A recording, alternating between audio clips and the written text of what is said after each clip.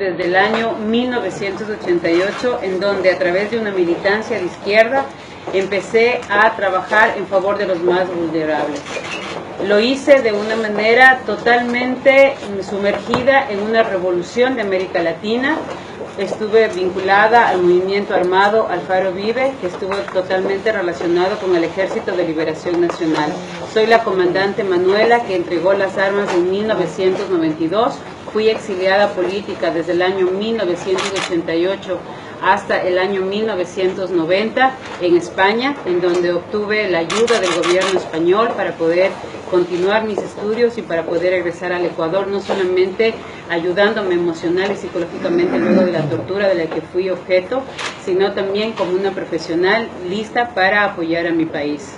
En el año 1990 regreso al Ecuador como asesora del ministro de Educación, y inmersa en el proceso de educación empezamos una gran campaña para ir generando a nivel educativo y a nivel de salud una gran revolución de izquierda. Empezamos a meternos en el ámbito educativo, en el ámbito cultural y en el ámbito político, liderando diferentes procesos entre los cuales estaba fundamentalmente destinado a generar una discriminación hacia el varón, empoderamiento de la mujer, pero también una salida de la iglesia dentro de los procesos, tanto sociales como educativos. Esa fue nuestra meta como grupos de izquierda. Nos tomamos las escuelas, nos tomamos los colegios, nos tomamos las organizaciones civiles, nos tomamos los sindicatos, pero además generamos procesos en donde la división de clases fue nuestra lucha fundamental. Hombres contra mujeres, niños contra adultos. En el año 2000, luego de 1990 al 2000, empiezo a trabajar como consultora. En el 92 dejo las armas y como consultora de las Naciones Unidas gano una licitación con términos de referencia totalmente establecidos para ser la ONG responsable en un convenio tripartito entre el Ministerio de Salud como el gobierno ecuatoriano, el Fondo de Población de las Naciones Unidas y la Corporación Educativa CIDED, de la cual yo soy la representante legal hasta el día de hoy. Un convenio de $6,5 millones que ingresaban al país con el objetivo de desarrollar proyectos de salud sexual reproductiva en el Ecuador que tenían como destinatarios hacer que los maestros entreguen y difundan la anticoncepción en los adolescentes, que las organizaciones de mujeres empiecen a trabajar sobre el tema del aborto y además empecemos a trabajar en el ámbito de salud, la exclusión de los padres de familia en la toma de decisión de los derechos en función de el cuerpo de los niños, es decir, que los niños tengan acceso a la anticoncepción sin conocimiento de los padres de familia, en donde los médicos tenían que entregar anticoncepción y eso deberían darse a través de las escuelas, cosa que hoy ya es una realidad en la mayoría de escuelas y colegios. Todo esto estaba encaminado a generar un gran recurso económico, no solamente para las Naciones Unidas, sino también para las farmacéuticas que nos estaban a nosotros financiando. Y lo tengo que reconocer con mucho dolor y mucha vergüenza. Nosotros sabíamos perfectamente, y todos los técnicos y todos los consultores de las Naciones Unidas sabemos claramente que nuestros fondos, que nuestros sueldos, que nuestros contratos, que nuestros proyectos están totalmente financiados por farmacéuticas y dependen exclusivamente de la venta que nosotros hagamos para seguir financiando nuestros proyectos. Un ejemplo clarísimo de eso es que de un proyecto de $6,5 millones en 4 años, logró el éxito de recaudar, y hasta el día de hoy ustedes lo pueden encontrar en cualquier informe de las Naciones Unidas, Ecuador vende un promedio de $1,5 millones mensuales en anticonceptivos. Por eso es un negocio la implementación de las políticas de salud sexual reproductiva en todos los procesos y en todos los estamentos. Ustedes dirán, ¿y qué fue lo que hizo que nosotros nos demos para atrás? En el año 2004 nosotros somos técnicos, nosotros evaluamos proyectos, nosotros sistematizamos proyectos. En el año 2004 se hizo la primera evaluación de los proyectos de salud sexual reproductiva en Santiago de Chile, organizado por el Ministerio de la Juventud del Gobierno de Chile.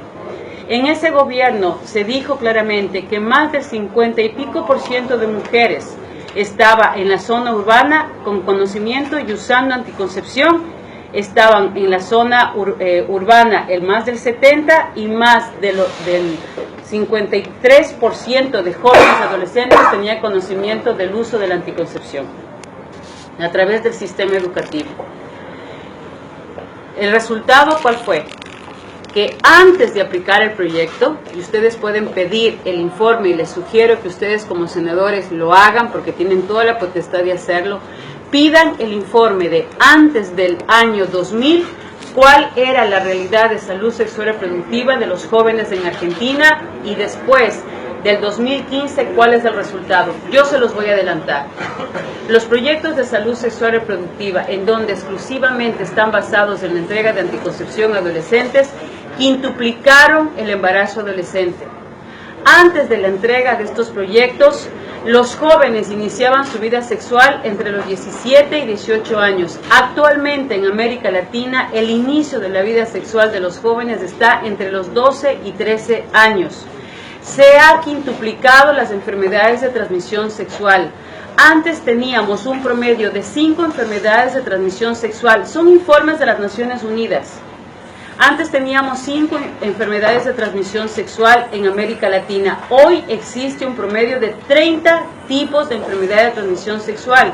Antes teníamos enfermedad de transmisión sexual exclusivamente a nivel genital. Hoy las enfermedades de transmisión sexual han mutado a nivel oral, a nivel anal y a nivel genital. ¿Por qué? Por el tipo de relaciones sexuales que estamos impulsando a los jóvenes a tener, en donde el cuerpo es un objeto.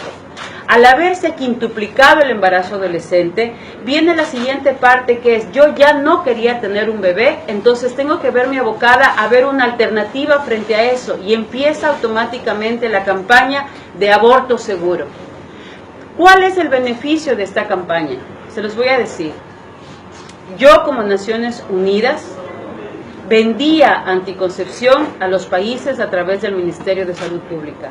Traemos preservativos a 10 y 12 centavos de las farmacéuticas de la India y la vendemos a nuestros países en América Latina a un promedio de 25 y 30 centavos. Traemos pastillas abortivas, y ustedes pueden revisar las páginas web de Aborto Seguro y de las comadres, que son quienes difunden el aborto químico aquí. Lo venden a través de internet, lo difunden en todos los canales, inclusive a nivel telefónico, y ellas entregan aborto químico que traen de la India a $4 el paquete de pastillas, y acá ustedes lo van a encontrar a 12 y 14 dólares. Si ustedes entran a la página Aborto Seguro, las comadres en Argentina, ellas les indican a las jóvenes inclusive cómo abortar. Y es tan escalofriante lo que ustedes van a encontrar en esa página, que inclusive les dicen cómo colocarse las pastillas, cuántas pastillas tomarse, cuántas introducirse a nivel del conducto vaginal, y luego les dicen: una vez que te has tomado las pastillas, vas a sentir un dolor que es insoportable. Muerde una toalla para que aguantes el dolor y empieza el proceso de pujo. Si empiezas a llenar más de 2 toallas higiénicas en el proceso de 1 hora, te recomiendo ir al médico, pero no les digas que te tomaste la pastilla. Por eso es el aborto confidencial. ¿Cuánto ganan en cada pastilla? Ganan más del 100% por pastilla. Entonces, ese paquete que están en este momento vendiendo de manera clandestina, lo van a pasar a vender de manera legal. Es un negocio al 100%. Yo te vendo la anticoncepción, te legalizo el proyecto, difundo a través del Ministerio de Educación. Los maestros son los únicos distribuidores de farmacéutica que no ganan 1 centavo de los productos que distribuyen. Entonces, como yo ya te vendí la idea de que el embarazo es un problema, de que el embarazo es una situación difícil, yo automáticamente te vendo la idea del aborto seguro.